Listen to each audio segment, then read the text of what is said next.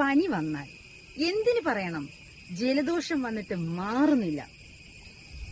അപ്പോഴും നമ്മൾ പനിക്കൂർക്കയിലയും ചുക്ക് കാപ്പിയും അങ്ങേയറ്റം പോയാൽ പാരസെറ്റമോളും ഡോളോയും വാങ്ങി കഴിച്ച് നാളെ കുറയും, 2 ദിവസം കൊണ്ട് മാറും എന്നൊക്കെ വിചാരിച്ചിരിക്കാതെ വിട്ടുമാറാത്ത ജലദോഷവും ചുമയും പനിയും എന്തിന് ഇടയ്ക്കിടയ്ക്ക് വരുന്ന ശക്തിയേറിയ തലവേദന വന്നാൽ പോലും സ്വന്തമായ കാരണം കണ്ടെത്തി വെച്ചോണ്ടിരിക്കാതെ ഒരു ഡോക്ടറെ പോയി കണ്ട് ഡോക്ടേഴ്സ് എന്താണ് പറയുന്നതെന്ന് കേൾക്കുക.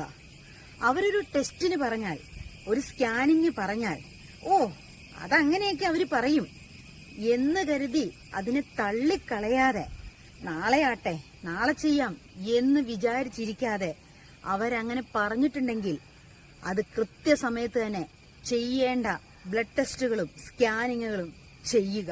ചിലപ്പോൾ ഒന്നും കാണില്ലായിരിക്കാം, ഇനി ഒരു പക്ഷേ എന്തെങ്കിലും കണ്ടാലോ എന്ന് വെച്ചാൽ ഏത് രോഗത്തിന്റെയും ഒരു സിംറ്റംസ് എന്ന് പറയുന്നൊരു സംഭവം ഉണ്ടാവും.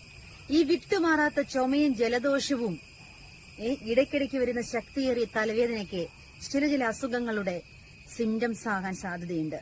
ഏതെങ്കിലും രോഗത്തിന്റെ തുടക്കമാണ് എന്നതിന്റെ ലക്ഷണങ്ങളാണ് കാണിച്ചതെങ്കിലോ, എത്ര വലിയ അസുഖമാണെങ്കിലും അതിന്റെ തുടക്കത്തില് നമുക്ക് മനസ്സിലാകുവാണെങ്കിൽ നമ്മൾ കഴിക്കുന്ന മരുന്നുകളുടെ അളവുകൾ കുറയാനും അതുപോലെ തന്നെ നമ്മൾ സഹിക്കേണ്ടി വരുന്ന വേദനകളുടെ കാഠിന്യം കുറയാനും അത് ഇടയാക്കും. നമ്മുടെ ആയുസ് ദൈവത്തിന്റെ കയ്യിലാണ്, അത് ദൈവമാണ് തീരുമാനിക്കുന്നത്. പക്ഷേ ദൈവത്തിന്റെ തീരുമാനം നമുക്ക് കുറച്ചും കൂടെ ആയുസ് നീട്ടിത്തരിക എന്നതാണെങ്കിൽ, എന്നാൽ നമുക്ക് കിട്ടുന്ന നമ്മുടെ ആയുസിന്റെ സമയം നമുക്ക് കൂട്ടിക്കിട്ടുവാണെങ്കിൽ നമുക്ക് വേണ്ടപ്പെട്ടവരുടെ കൂടെ സന്തോഷത്തോടെ സമാധാനത്തോടെ കഴിയാനുള്ള സമയമാണ് നമുക്ക് നീട്ടിക്കിട്ടുക.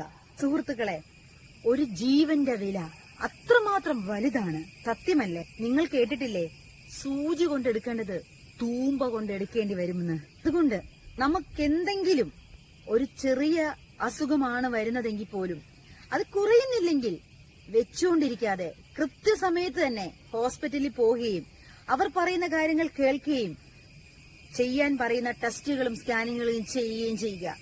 അങ്ങനെ കുറച്ചു നാൾ കൂടെ നമുക്ക് ഈ ഭൂമിയുടെ ഭംഗി ആസ്വദിച്ച് നമ്മുടെ വേണ്ടപ്പെട്ടവരുടെ കൂടെ നമുക്ക് ജീവിക്കാനുള്ള അവസരമാണ് നമുക്ക് കിട്ടുന്നത്.